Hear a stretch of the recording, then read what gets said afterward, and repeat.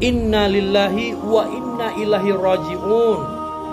Saya secara pribadi mengucapkan turut berlangsungkawa yang sedalam-dalamnya atas musibah kecelakaan rombongan pelajar study tour yang terjadi di Sumatera Selatan baru-baru ini yang mengangkut pelajar sekolah dasar negeri.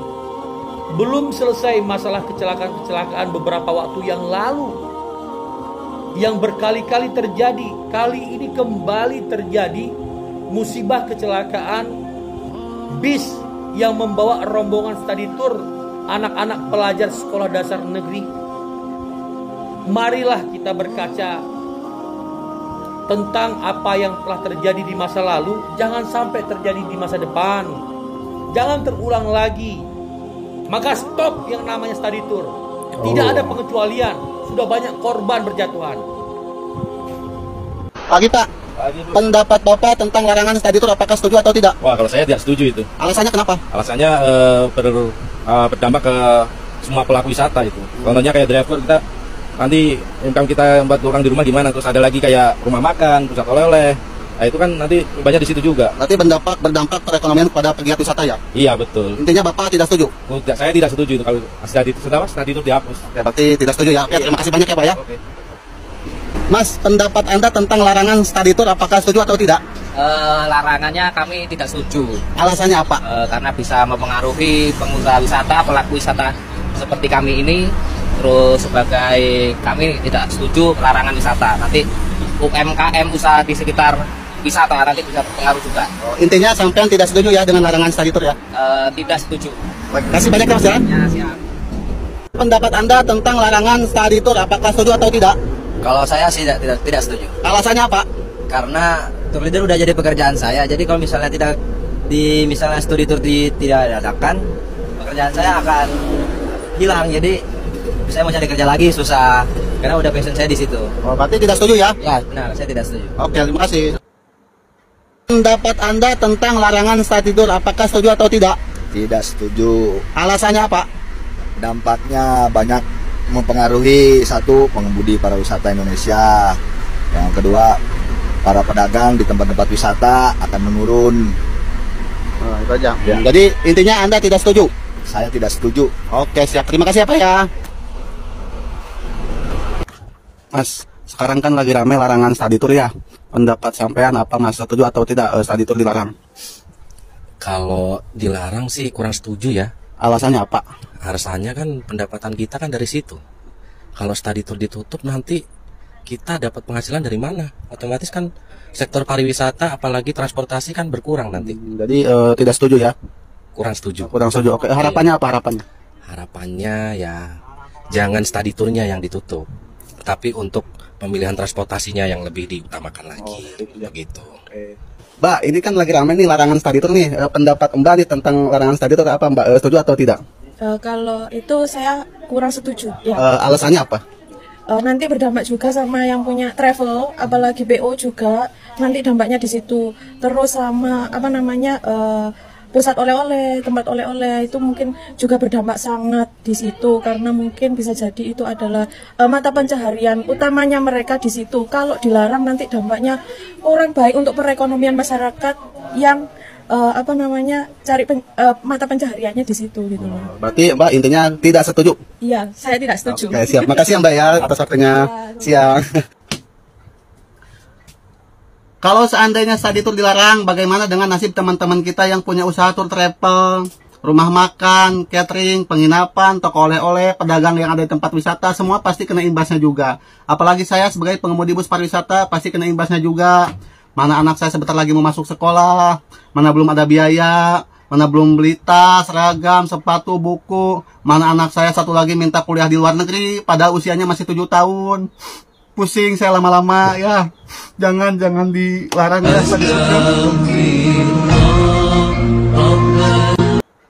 Oke guys, kita reaksi lagi mengenai study tour. Karena sudah ada beberapa daerah dari dinas pendidikannya itu sudah benar-benar melarang ya adanya kegiatan study tour. Dan ini kemudian ada beberapa pihak dari, terutama dari agen travel dan juga dari pihak sekolah ya, tidak semua tapi ada beberapa dan oknum-oknum guru tertentu yang mereka juga menyuarakan hal yang sama mereka mengusulkan agar study tour ini jangan dihapus atau ditiadakan ya. Nah, permasalahan mengenai study tour ini ramai diperbincangkan karena masyarakat kita seperti trauma guys ya, dengan sebuah kecelakaan dari kasus kemarin ya, di mana ada sebuah sekolah SMK Lingga Kencana Depok yang dalam kegiatan study tournya itu guys ya, akhirnya 11 orang meninggal ya. Dan itu menjadi berita yang sangat heboh ya, berita nasional yang sangat heboh. Lalu yang terbaru guys ya, di Sumatera lagi-lagi ada 2 siswa yang meninggal dalam kegiatan study tour ya. Oleh karena itu makin gencar nih suara-suara yang menginginkan penolakan atau kegiatan study tour ini dihentikan sama sekali ya. Namun tidak sedikit juga ada pihak-pihak yang menentang dan tidak setuju dengan usulan ataupun keputusan-keputusan yang menghentikan kegiatan study tour guys. Nah, bagaimana dengan pendapat dari teman-teman di sini ya? Silakan tuliskan pendapat kalian di kolom komentar. Kita lanjut reaksi videonya berikut ini. Kang Deddy Mulyadi bersama Menteri mau OTW menghapus studi tour. Tujuannya untuk apa? Alasannya apa? Kalau alasannya stop studi tour karena biaya, kasih solusi. Rakyat kita udah pada kaya, udah pada mampu. Dari satu sekolah paling 10% yang tidak mampu. Kasih solusi. Gimana caranya orang tua murid yang mampu bisa jalan-jalan, bisa studi tour, dan orang tua murid yang tidak mampu tidak terbebani. Kasih solusi. Kalau tujuannya karena biaya terlalu mahal. Kalau sekolah nakal, kasih tindakan. Itu kalau masalah biaya. Tapi kalau masalah studi tour ditutup gara-gara banyak kecelakaan, berarti harus melebar. Dari tingkat TK, SD, SMP, SMA, sampai perguruan tinggi, stop studi tour. Tapi itu bukan solusi. Yang namanya solusi itu berwisata tetap jalan, tapi bisa menjadi aman, lancar, selamat. Yang kami butuhkan sebagai rakyat buat pemerintah yang terkait dalam masalah ini adalah solusi, bukan stop atau larang. Dikit-dikit stop, dikit-dikit larang. Ini jalan, banyak yang laka karena jalannya jelek. Stop, gak boleh lewat situ. Bukan itu yang kami butuhkan. Solusinya gimana supaya orang bisa lewat situ dengan aman, nyaman, selamat. Pasar becek, banyak sampah, bau. Kata pejabat pasar, stop, gak usah ada pasar karena becek, bau, banyak sampah. Bukan itu yang kami butuhkan. Solusi yang kami butuhkan supaya tetap berjalan nyaman, aman, yang mampu gak terbebani, yang gak mampu yang gak mampu tidak terbebani, yang mampu bisa melaksanakan perjalanan. Ya, itu yang kami butuhkan dari pejabat terkait. Kalau misalkan perjalanan itu mobilnya mogok, laka, segala macam, benahi transportasinya, benahi. Banyak. Jangan dikit-dikit stop, dikit-dikit stop. Nggak ada solusinya. Semuanya ditata. Kenapa saya bisa ngomong gitu? Cuman bisa ngomong karena saya sebagai supir. Yang bisa ngasih solusi itu pejabat yang pendidikannya tinggi. Ya, terima kasih. Silakan yang ngebully, yang menghujat, waktu kami persilakan. Assalamualaikum warahmatullahi wabarakatuh. Mohon maaf sebelumnya geng, saya ikut menanggapi masalah kejadian yang menimpa PO Putra Pajar di Ciater. banyak komentar stop studi tour. Sebenarnya studi tour itu gini ya geng ya. Sebenarnya nggak usah di stop studi tournya. Stop aja PO yang masih mengeluarkan unit tidak layak jalan. Nah, itu harus yang dikoreksi itu harusnya PO. Setiap PO yang masih nakal mengeluarkan unit yang nggak layak jalan, itu sebaiknya di stop. Nah, pihak dinas perhubungan, pihak kepolisian, pihak-pihak yang berwenang wajib mengecek. Karena apa ya? Ketika menyalahkan terhadap studi tour itu salah. Ibarat gini ya geng ya, kalian boleh studi tour. Nah, emang sih musibah nggak ada yang tahu, kodar dan kodar nggak ada yang tahu. Tapi kita itu gini geng, lebih baik mencegah sebelum terjadi. Apa, kamu jangan tergiur dengan harga bis murah, dengan harga bis rendah, ini itu dilihat foto kayak bagus. Jangan tergiur geng, ya itulah yang terjadi ketika kita tergiur dengan harga murah, terus kita dikasih unit yang gak layak jalan, ibarat kata unit yang, mohon maaf ya geng ya, yang jelek. Nah sekarang ketika sudah terjadi, kalian menyalahkan studi tour, salah. Nah di sini mohon maaf, bukannya saya ingin menggurui, bukannya saya ingin sok tahu, bukannya saya apa ya geng ya. Kalau salah boleh dikoreksi, nggak apa-apa gitu kan. Nah mau ini ya geng ya, sharing-sharing pengalaman. Nah ketika kita di turunan panjang geng, sekali lagi saya himbau gitu ya ke driver-driver, janganlah sesekali masuk di gigi 6, gigi 5, biasakan 43. Nah itu juga kalau 3 masih nggak nahan, biasakan turunin kecepatan, masukin gigi kedua. Nggak apa-apa sih, biar apa, biar rem gak terlalu panas. Karena kan kalau yang namanya mobil ya geng ya, jangankan mobil yang jelek, mobil bagus aja kalau rem dihajar terus sampai panas, sampai ngebul, sama aja bunuh diri, bisa aja jeblos. Nggak dilihat itu Hino, nggak dilihat itu Mercy, pengalaman saya ya geng ya, sama aja kalau rem udah panas itu keras, kadang ngeplos. Nah kedua,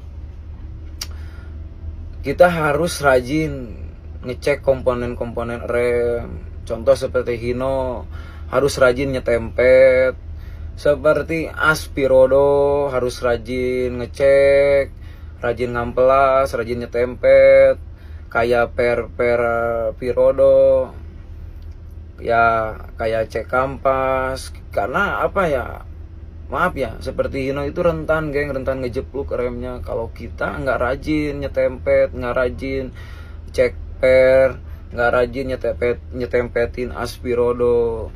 Nah dari segi pengecekan sudah aman, nah balik lagi ke yang bawa unitnya, harus tahu karakter mobil, harus ibarat kata jangan ceroboh, karena kita bawa nyawa banyak gitu kan. Ya pengalaman saya ya geng ya, ketika bawa penumpang terus lihat di spion atas penumpang pada happy, pada joget-joget, demi Allah ini mah geng, saya berani sumpah demi Allah, saya mah suka sedih, suka bahkan kadang suka pengen nangis gitu.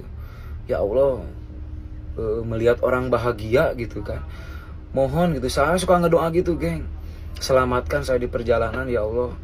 Apabila mungkin di dalam bis saya ada yang sudah tercatat kodok dan kodarnya, takdirnya jelek, ya Allah tolong diselamatkan, karena kesian gitu mengenai banyaknya penumpang. Kan nggak ada yang tahu ya, dalam penumpang misalkan 60 orang, 1 orang aja yang udah ditakdirkan musibah, kita kan bisa ikut gitu kan. Makanya ya Allah tolong dibatalin gitu kan, bagi orang yang ibarat sudah tercatat musibahnya gitu kan, mohon dibatalin gitu ya Allah. Saya suka ngedoa gitu ya, bener saya emang gak bohong. Karena apa ya, ketika lihat orang bahagia itu saya seneng gitu geng. Nah disitulah gitu kan, kita harus bisa menjaga marwah pariwisata. apa udahlah nggak usah satu lari-larian, ngapain sih gitu kita bawa orang ibarat kata ingin bahagia, ingin happy, ingin berwisata, jangan sampai dibikin trauma gitu. Nah balik lagi gitu kan, kayak di nemu turunan-turunan seperti Emen, sering saya mah bukan 10 kali, bukan 20 kali, bahkan ratusan kali ngelewat Emen. Bahkan ya gitu geng, kalau mobil udah kerasa, udahlah nggak usah dipaksain, lebih baik berhenti gitu kan, sebelum nanti mobilnya udah berjalan kencang. Karena kalau mobil udah jalannya kencang, ya udah nggak bisa dikendaliin, mau masuk gigi berapa juga udah nggak bisa, ya udah wassalam aja gitu. Tapi ya balik lagi ke musibah itu kan nggak ada yang tahu, kodo dan kodar itu kan nggak ada yang tahu gitu kan. Jadi jangan disalahin studi tournya, mohon. Terutama kayak Pak Deddy Mulyadi, saya lihat videonya stop studi tour. Sebenarnya jangan di stop Pak studi tournya itu. Stop aja tuh PO-PO yang masih mengeluarkan unit nggak layak jalan, yang nakal itu. Karena apa ya? Seprofesionalnya driver tetap kalau unitnya nggak memadai, unitnya nggak layak jalan, tetap bisa terjadi. Karena kan kata saya juga sedia payung sebelum hujan. Lebih baik mencegah sebelum terjadi. Nah balik lagi, kita nih unit udah bagus, unit udah siap jalan, ibarat kata unit bener-bener grace, seger gitu. Balik lagi, lihat lagi kan drivernya. Kadang unit bagus juga kalau drivernya nggak profesional, terus ceroboh, nggak tahu medan, nggak tahu karakter unit, itu bisa mempengaruhi terjadinya kecelakaan. Nah, satu, driver udah bagus, driver profesional, driver udah lihai, udah berpengalaman, unit bagus, unit segar. Karena kan kita di jalan, geng, nggak nabrak ditabrak, balik lagi ke musibah, kodo dan kodar. Makanya kan intinya ini dulu lah masalah studi tour. Kalau di stop sih, kalau kata saya sih salah ya. Karena bisa menurunkan ekonomi daerah. Karena bis pariwisata itu sangat berpengaruh terhadap ekonomi daerah, geng. Terus kalau mau di stop, mending dicek ke setiap PO mana unit yang nggak layak jalan, kita stop operasi. Biar apa? Biar para owner, para PO itu lebih mengutamakan gitu, lebih mengutamakan unit, lebih profesional lagi, lebih memperhatikan lagi unit gitu, nggak sembrono. Segitu dulu ya geng, makasih banyak, mohon maaf bila ada kesalahan, tolong di cross check. Assalamualaikum warahmatullahi wabarakatuh. Nah, keren banget guys ya apa yang disampaikan oleh abang ini. Dia tidak setuju kalau study tour ini dilarang atau dihentikan atau ditiadakan oleh pemerintah. Dia menganjurkan alangkah baiknya pemerintah mengambil langkah untuk menertibkan PO-PO yang masih nakal, yang masih mengeluarkan unit-unit yang sebenarnya sudah tidak layak pakai, yang sudah kedaluarsa, yang mesinnya sudah error sana sini, tapi masih mereka gunakan untuk terus atau tetap beroperasi. Nah ini tentu menjadi persoalan guys ya, karena bisa berpotensi mengalami kejadian-kejadian yang tidak kita inginkan. Selain itu yang perlu diperhatikan adalah dengan sopir-sopirnya juga. Mengenai study tour ini, kalau memang itu dipaksakan untuk dihentikan, nah ini dikhawatirkan akan berdampak secara ekonomi bagi pendapatan daerah dan juga berpengaruh kepada sopir, kenek ataupun orang-orang yang bekerja dalam bidang transportasi ini guys ya.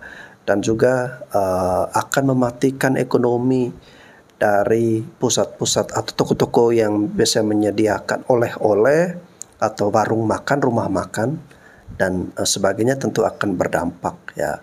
Namun guys, kita kembali lagi kepada pihak yang berwenang, pada pemerintah ya, untuk bisa mengkaji, mengambil jalan yang terbaik. Kalau memang toh diputuskan untuk dihentikan sama sekali, ya gimana solusinya agar para sopir, kenek ataupun orang-orang yang terdampak akibat keputusan itu mereka bisa mendapatkan solusinya guys. Oke, kita lanjut bereaksi video lain berikut ini. Assalamualaikum warahmatullahi wabarakatuh. Kita lanjut ke part 2 nih ya teman-teman. rada gregetan nih. Soalnya banyak banget komenan-komenan yang menjatuhkan guru. Ayo gitu guru. Udah penghina-hinanya tuh profesi guru. Padahal anaknya diajarin sama guru. Dia romanya mah diajarin sama guru. Apa jangan-jangan orang sekolah kali mah. Yang pada ini apa? Ngerendah-rendahin guru, yang pada ngehina-hina guru tuh. Astagfirullahaladzim. Oke, kita lanjut lagi. Poin pertama, saya akan bahas tentang saya juga setuju dengan tidak diadakannya study tour. Dengerin tuh baik-baik. Saya setuju dengan tidak diadakannya study tour. Yang saya permasalahkan dari awal adalah cara kalian berkomentar itu tuh. Romanya benci banget sama guru. Ngapa sih emang? Saya emang gak masalahin tuh tentang study tour ya. Udah clear ya, study tour udah clear nih. Gue dapat untung ya kagak di situ. Cuman adab kalian ini pada kemana? Yang tadinya pada sekolah diajarin sama guru, gitu cara kalian memperlakukan guru. Begitu cara kalian menilai guru. Mau disebut oknum sampai pulen banget kayak bagaimana? Oknum emang rada kontribusinya sama sekali sama kehidupan kalian, sama pendidikan kalian, sama anak-anak kalian. Padahal anak kalian bisa baca dari gurunya. Jangan-jangan ini juga kalian juga diajarin sama kali beruang. Ya, belajar bacanya diajarin sama beruang. Sama serigala. Jangan gitu-gitu amat. Kenapa? Hormat sama guru mah. Gue mah dari tadi kayak ngebahas tentang adab. Ngojokin buat rumahnya sama guru. Guru teh gajinya kecil ya, elah orang seberapa. Guru honorer teh masih ratusan ribu. Terus ada pertanyaan tadi, siapa suruh mau jadi guru? Itu tuh otak yang orang dipakai. Buat orang-orang yang pada berilmu, menjadi guru adalah sebuah kewajiban pengamalan ilmu. Astagfirullahaladzim. Mereka punya tanggung jawab. Atas apa? Atas tumbuhnya tunas-tunas baru, mendidik generasi-generasi masa depan. Lu bisa aja tebang nyalain guru. Lu gak pernah ngerasain jadi guru. Coba tukeran profesi dah sama guru. Guru mah jadi apa ge bisa. Bener, asli gue yakin. Guru mah jadi apa ge bisa. Coba lu jadi guru. Cobain jadi guru. Ajarin tuh anak orang. Abis gitu lu dihina-hina sama orang. Bisa gitu, bisa. Bisa, cobain. Ayo sok, tukeran profesi dulu dah. Rasa-rasain dulu jadi guru bagaimana. Gue 10 tahun jadi guru. Udah kelar. Ngabdi. Gaji gue dulu tembak 350.000 sebulan. Plus hinaan, plus cacian. Udah, cukup. Orang ngerti, orang yang punya otak mah gak bakal nyampe sih, pikir aja. Oke, saya cuma sarankan kepada Bapak yang membuatkan video seperti ini, ya. Ya, jangan sampai Bapak nanti bernasib seperti Ibu Afni, ya. Yang justru dalam video-videonya melawan netizen, melakukan pembelaan, tetapi malah kena psikologinya, ya. Sampai semua video-video sekarang dia hapus. Lalu kemudian dia menyampaikan permintaan maaf sambil nangis-nangis, dan videonya itu juga sudah dia hapus, guys, ya. Udahlah Pak, ya, dalam hati aja. Jangan Anda seperti mau menantang netizen, ya. Anda ingin terus mau mengklarifikasi. Netizen ini masih kalau saya lihat masih ingin meluapkan kekesalannya terkait dengan insiden yang menewaskan 11 orang gara-gara study tour itu, ya. Nah, alangkah bijaknya Bapak Ibu guru di sini, ya, tidak perlu untuk membuatkan video-video melakukan pembelaan, melawan netizen yang menurut saya justru nanti akan menyerang atau mengganggu psikologi dari Bapak Ibu guru, ya. Selamat pagi. Saya selaku orang tua wali murid, saya juga punya anak sekolah. Ya. Jadi saya tidak sependapat, tidak setuju untuk masalah pendidikan. Kepala sekolah, guru itu dibuat sasaran cari keuntungan, saya tidak setuju. Ya. Beli seragam untuk anak didiknya dianggap nanti cari untung. Nah, ini ada lagi nih kecelakaan di Teater Subang itu. Ya, namanya kecelakaan, Pak, Bu, semuanya netizen. Kecelakaan itu kehendak Allah. Tidak bisa diprediksi, tidak bisa dianalisa oleh akal sehat. Ya, kok suruh mengeluarkan aturan tidak usah ada study tour untuk anak-anak itu, akal-akalan sekolah itu. Yang akal busuk itu kamu itu. Ya. Berarti kalau kamu menganggap guru-guru itu akal-akalan, kamu itu yang lebih ngakali dulu. Otakmu ngeres. Ya. Saya himbau karena anak sekolah itu kesempatannya juga study tour itu. Karena orang tua sendiri tidak bisa mendampingi jalan-jalan anaknya bareng-bareng supaya bisa bahagia, itu tidak bisa seperti itu. Kalau dengan sekolah kan anak-anak bisa seneng, bisa gembira, bisa bahagia di sana dengan teman-temannya. Kalau orang tuanya tidak bisa mendampingi, tidak semua orang tua itu tidak setuju. Itu hanya segelintir, dua gelintir manusia saja itu yang bicara sekolah membuat akal-akalan itu. Saya tidak setuju, ya. Makanya jadi orang itu jangan heranan, jangan kagetan. Jadi pejabat itu pejabat yang tenang, tenang aja. Kecelakaan itu kehendak Allah. Itu kalau di tol itu banyak kecelakaan itu. Salahkan yang bikin jalan. Kenapa dibikin jalan mulus? Kalau semua efeknya disalahkan yang membuat acara. Bikin aja jalannya kotak-kotak itu. Tatani batu-batu itu biar mobil-mobil nggak kenceng jalannya. Nggak bisa. Saya tidak setuju. Segala sesuatu untuk kegiatan anak-anak sekolah dilarang itu saya nggak setuju. Terlalu kampungan itu. Ya, kampungan. Saya nggak setuju. Jalan terus, Pak Kepala Sekolah. Terima kasih. Oke guys ya, saya juga tidak setuju ya jika teman-teman menghujat guru dengan kata-kata yang seperti Bapak ini sampaikan ya, guru cari untung dan sebagainya ya. Nah, ini kita perlu koreksi lagi pemikiran-pemikiran yang seperti itu. Namun saya juga tidak setuju dengan kata-kata dari Bapak ini yang dia tidak ingin study tour ini dihapuskan karena alasannya bahwa musibah itu tidak semua orang tahu dan itu semua merupakan kehendak dari Tuhan ya, kehendak Allah. Kalau menurut saya guys ya, jangan semuanya itu menurut kehendak Allah. Jadi begini guys ya, jangan semua musibah itu kita lemparkan atau kita salahkan atau kita berpikir bahwa ini semua kehendak Tuhan. Tuhan yang atur sudah seperti itu. Ya bisa jadi dari manusianya, bukan Tuhan yang menginginkan seperti itu, tapi dari manusianya. Contoh misalnya ya, saya nih contoh ingin melakukan kejahatan dengan si A misalnya. Lalu kemudian saya mengambil benda tajam, lalu saya membunuh atau mematikan si A itu. Ya, apakah itu kehendak Tuhan? Itu kehendak saya, kehendak manusia. Jadi segala sesuatu jangan dijadikan bahwa itu adalah kehendak Tuhan.